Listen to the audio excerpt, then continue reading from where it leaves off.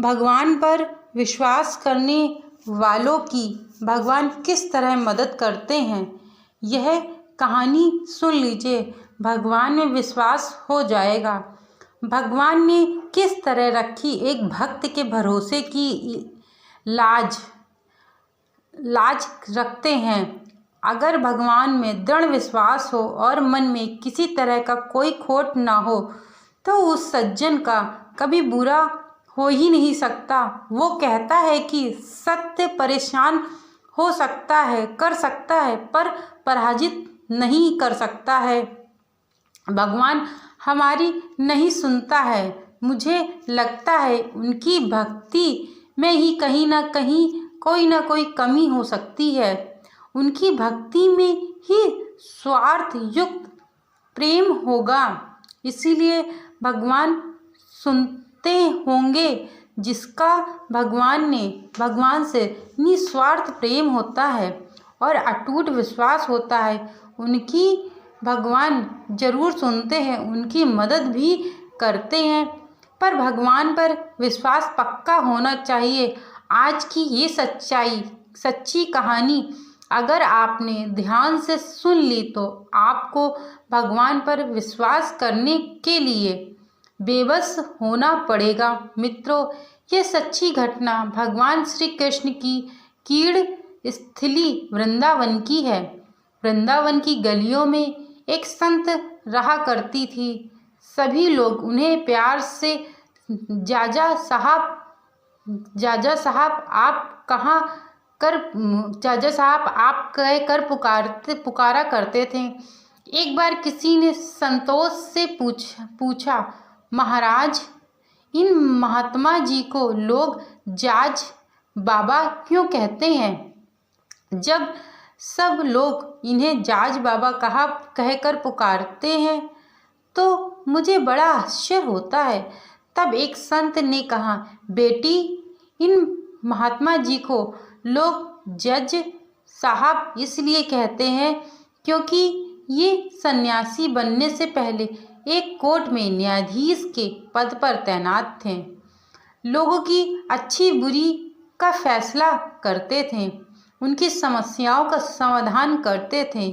ये अपने फैसले से पापी लोगों को दंड देते थे और निर्दोष को अपनी कलम से न्याय देते थे। यही गलत फैसला करते करते एक दिन यही सही गलत का फैसला करते करते एक दिन इनकी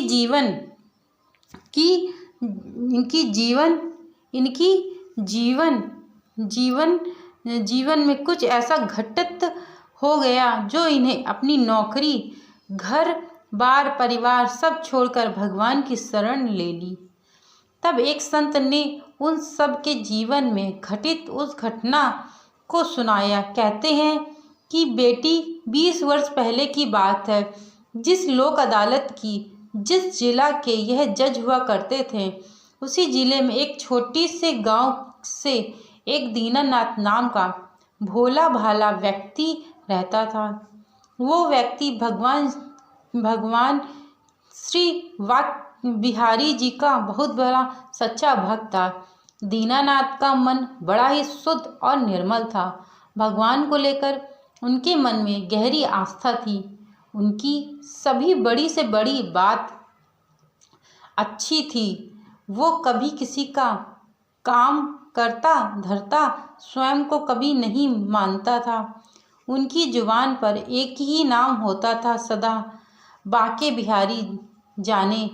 यह सब बाके बिहारी की कृपा से हो रहा है। बाके बिहारी चाहेंगे तो सब ठीक हो जाएगा। मेरा काम बाके बिहारी करेंगे। मुझे किसी बात की चिंता नहीं थी। उसे किसी बात की चिंता नहीं थी। बाके बिहारी न कभी उनके जीवन में कोई घटना हुई हो जाती और कोई उनसे पूछता कि भोले भाई ये कैसे हो गया, तो उनके मुंह से एक ही बात निकलती, भैया मुझे कुछ नहीं मालूम ये कैसे हुआ। जो जाने मेरे बाके बिहारी जाने, उन्हें ही सब पता होगा यह सब कैसे हुआ। कभी कोई किसी उलझन में पड़ जाता और उनसे पूछता, भोले भाई अब क्या करना चाहिए। तो दीनानाथ जी एक ही बात कहा करते थे, भैया मुझे नहीं मालूम, ये तो मेरे बाके बिहारी ही जाने। कहने का मतलब चाहे कुछ भी काम होता ठीक है बिहारी जी पर डाल देते थे। मित्रों, दीनानाथ के माता पिता ने उन्हें जो नाम दिया था लोग उसे तो नहीं लेते थे, पर उनके स्वभाव के कारण सब लोग उन्हें भोले भोले कहकर बुलाते थे। दीनानाथ दीनानाथ श्री शिवरे के बिहारी जी के बहुत सच्चे भक्त थे। रोज वो बाके बिहारी के मंदिर में जाते और मंदिर जाकर बिहारी जी की सेवा किया करते थे। दीनानाथ जी का परिवार भी बड़ा ही साधारण और भगवान की भक्ति में रुचि रखने वाला था। उनकी पत्नी बड़ी ही सुशील थी। दीनानाथ जी के 2 बेटे थे और एक बेटी थी। धीरे धीरे बेटी जब शादी योग्य हुई तो एक दिन उनकी पत्नी ने दीनानाथ जी से कहा, अजी हमारी बिटिया सयानी हो चुकी है और उसकी अवस्था अब विवाह योग्य हो गई है, इसीलिए कोई अच्छा सा घरवार देखकर हमारी बिटिया का विवाह कर दो। पत्नी की बात सुनकर दीनानाथ ने कहा, प्रिय तुम चिंता क्यों करती हो, जब बाके बिहारी जी चाहेंगे तो बिटिया का विवाह हो जाएगा। अपने पति के ऐसे बच्चों को सुनकर उनकी पत्नी बोली, चिंता की तो बात ही है, हमारे पास इतने पैसे भी नहीं है और बिना पैसे के भला बेटी की शादी कैसे होगी। पत्नी की ये बात सुनकर दीनानाथ जी बोले, तुम चिंता क्यों करती हो, बिहारी जी चाहेंगे तो सब कुछ अच्छे ढंग से हो जाएगा। इतना ही कहा कर दीनानाथ जी बिहारी जी के मंदिर को चले गए। भगवान जी की कृपा से उन्हें अपनी बेटी के लिए एक अच्छा सा लड़का मिल गया। जब लड़का मिल गया तो शादी का दिन निश्चित हुआ। इधर बारात आने के 10 दिन शेष रह गए थे तो दीनानाथ जी की पत्नी ने फिर से अपने पति से कहा, अजी सुनते हो, बिटिया की शादी में अब ज़्यादा समय नहीं रह गया और अभी तक हमने पैसों का कोई इंतजाम भी नहीं किया है। अब आपको पैसों का इंतजाम कर लेना चाहिए, नहीं तो हमारी बड़ी ही बदनामी होगी। पत्नी की बात सुनकर दीनानाथ जी अपने गांव के एक साहूकार के घर गए और जब वो साहूकार के घर पहुँचे तब दीनानाथ गांव के एक साहूकार के घर गए। जब साहूकार के घर पहुँचे तो साहूकार ने पूछा, क्या हुआ भाई, तुम क्यों आए हो। तब साहूकार से कुछ पैसे उधार मांगने के लिए कहा। साहूकार ने कहा कि मेरी बिटिया का विवाह है, हो सके तो मुझे पैसे कुछ उधार दे दो, मैं सूद समेत आपको वापस कर दूंगा। तो साहूकार की यह बात सुनकर दीनानाथ को जितने पैसे उसने मांगे उसको दे दिए और बही खाते में चढ़ा लिया। अब जो धन साहूकार के पास से दीनानाथ लेके गए थे वह अपनी पत्नी के हाथ पे रख दिया। रखने के बाद वह बाके बिहारी की सेवा करने के लिए चले गए। अब कुछ दिनों के बाद वह दिन भी आ गया जब उसकी बिटिया का विवाह होना था। तब दान दहेज दे करके बिटिया का विवाह संपन्न किया और जब बिटिया का विवाह संपन्न हो गया और बिटिया अपने ससुराल चली गई। अब दीनानाथ जी ने अपने दोनों बेटों को बुलाया और कहा कि देखो, बाके बिहारी की कृपा से बिटिया का विवाह अच्छे से निपट गया है। अब साहूकार का बहुत कर्ज है। अब बेटा तुम लोग कुछ काम करो जिससे साहूकार का जितना भी कर्ज है वह सब निपटाया जा सके। जो दोनों ही पुत्र थे दीनानाथ जी के बहुत ही आज्ञाकारी थे। जैसे ही दीनानाथ जी ने यह बात कही तो वह दोनों कहने लगे, ठीक है पिताजी, मैं शहर जाकर काम करूंगा और साहूकार का संपूर्ण कर्ज निपटा दूंगा। और वह दोनों शहर चले गए। इधर दीनानाथ जी बाके बिहारी की सेवा में लग गए।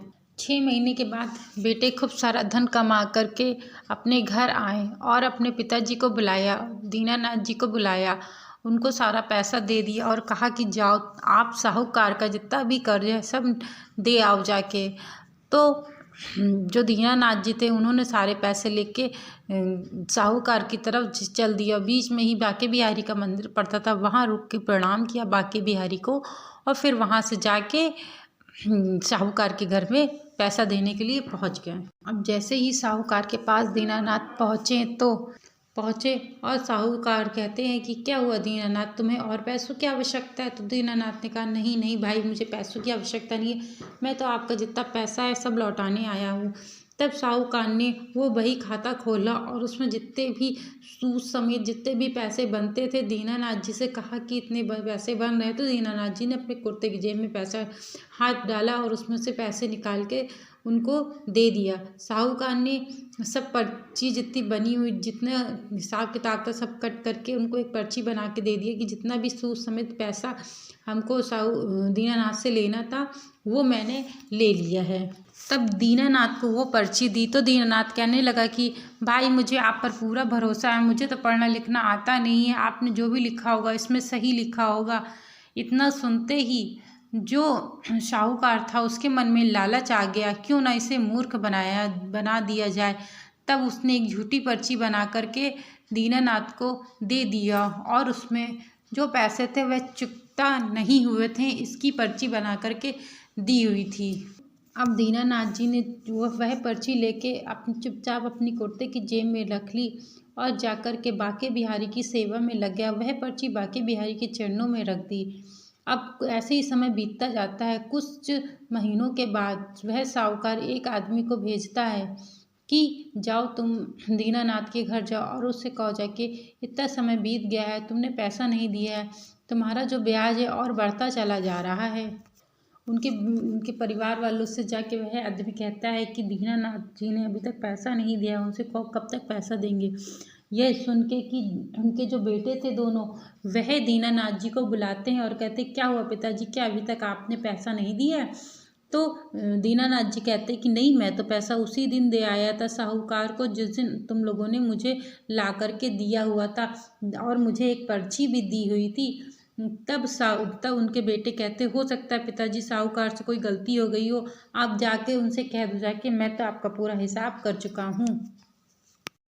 अब जैसे ही जो दीनानाथ होता है साहूकार के पास जाता है और साहूकार से कहता है कि क्यों भाई, मैंने तो आपके पैसे एक एक चुका दिए हुए हैं। साहूकार के मन में तो लालच उत्पन्न हो चुका था। वह कहता नहीं भाई, तुमने कहाँ पैसे चुकाए हुए हैं, अभी तक एक भी पैसा नहीं दिया हुआ है मेरा। तो दीनानाथ कहते नहीं, मैं पैसा दे चुका हूँ।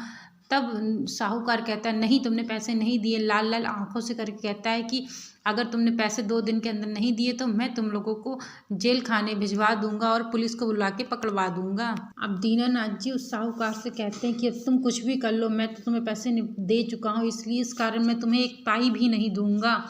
अब इतना कह के दीनानाथ वहाँ से चले आते हैं और अपने प्रभु भक्ति में, बांके बिहारी की भक्ति में लग जाते हैं। अब दूसरे दिन क्या होता है कि जो साहूकार होता है वो कोर्ट में केस दर्ज कर देता है। तो अब धीरे धीरे वह दिन भी आता है जब दीनानाथ को कोर्ट में पेश होना होता है। अब साहूकार और दीनानाथ दोनों कोर्ट में खड़े होते हैं। जैसे ही जज साहब दीनानाथ को आवाज़ देते हैं कि दीनानाथ हाजिर हो, दीनानाथ जी से पूछते हैं क्यों दीनानाथ, तुमने अभी तक साहूकार का कर्ज क्यों नहीं चुकाया हुआ है? तब दीनानाथ कहने लगे कि जज साहब, मैं तो पहले ही इनका एक एक पाई का हिसाब कर चुका हूँ, ये झूठ बोल रहे हैं। तो जज साहब कहने लगे क्या तुम्हें कोई सबूत दिया था इन्होंने? तो एक पर्ची निकाल के दी। कहते हैं कि कहने लगे कि मुझे यह सबूत इन्होंने दिया हुआ था। तो वह पर्ची को जज साहब ने देखा और उसमें कुछ भी ऐसा नहीं लिखा है कि तुमने इनका पैसा चुका दिया है। तब अब जज साहब ने दीनानाथ से पूछा जब तुमने इनको पैसे दिए हुए थे तो तुम दोनों के अलावा वहाँ कोई तीसरा व्यक्ति था? तो दीनानाथ कहते हैं कि हाँ, मेरे बांके बिहारी थे। तो जज साहब सोचने लगे बांके बिहारी नाम का कोई व्यक्ति होगा, उनको यह नहीं पता था कि ये भगवान के बारे में बात कर रहे हैं। तो दोनों लोगों को अपने अपने घर जाने के लिए कह देते हैं और बांके बिहारी नाम का एक वारंट निकालते हैं। कहते कि जल्दी से जल्दी हाजिर हो, बांके बिहारी के नाम का एक वारंट निकालते हैं और गांव में भेज देते हैं कि यह जो बांके बिहारी जल्द से जल्द कोर्ट में हाजिर हो। अब दूसरे दिन एक सिपाही वारंट लेकर के दीनानाथ के गांव में जाता है और बांके बिहारी के नाम का घर ढूंढ रहा होता है। उसे कहीं भी सुबह से दोपहर हो जाती है लेकिन कोई भी ऐसा व्यक्ति नहीं मिलता है। तब वह गांव से बाहर आने लगता है तो एक छोटा सा बच्चा आते हुआ दिखता है। तब वह सिपाही उस बच्चे से पूछते हैं, क्या तुम्हें बांके बिहारी का घर पता है? तो उस बच्चे ने मंदिर की तरफ इशारा करते हुए कहा कि वो है। तो वो जो सिपाही था वह सोचने लगा, हो सकता है बांके बिहारी नाम का कोई पुजारी वहाँ पर पूजा करता हो। अब सिपाही मंदिर की तरफ चल देता है। जैसे ही सिपाही मंदिर के पास पहुँचता है तो खटखटाता है। उससे वहाँ से एक पंडित निकल के आता है। तो वह पूछता है कि हाँ भाई, तो फिर सिपाही कहता है कि यह क्या बांके बिहारी यहीं रहते हैं? तो पंडित पुजारी कहता है हाँ, बांके बिहारी यहीं पर रहते हैं। तो पूछता है कि तुम कौन हो? कहते हैं कि मैं तो उनका सेवक हूँ।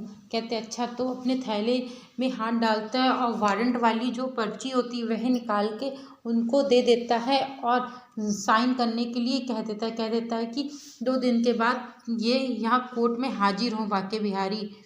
अब वह जो पर्ची थी वह देख के जो सिपाही होता है वह वहाँ से चला जाता है। पुजारी जी कुछ और भी पूछना चाहते होते हैं लेकिन वो बहुत जल्दी में होता है तो इस कारण से वह चला जाता है। सिपाही अब जैसे ही उसे खोल करके वह पर्ची देखते हैं पंडित जी, तो उसमें देखने की अरे ये तो भोला भाई का केस से संबंधित पर्ची है। तब वह जो पर्ची होती है वह बांके बिहारी के चरणों में रख देते हैं और वह पंडित उनसे प्रार्थना करता है बांके बिहारी से कि हे प्रभु, एक भक्त ने आप पर पूर्णतः विश्वास किया हुआ है, उस भक्त को निराश मत करिएगा, उसका विश्वास कायम रखिएगा। हे बांके बिहारी, आप कोई ना कोई चमत्कार अवश्य से अवश्य करिएगा।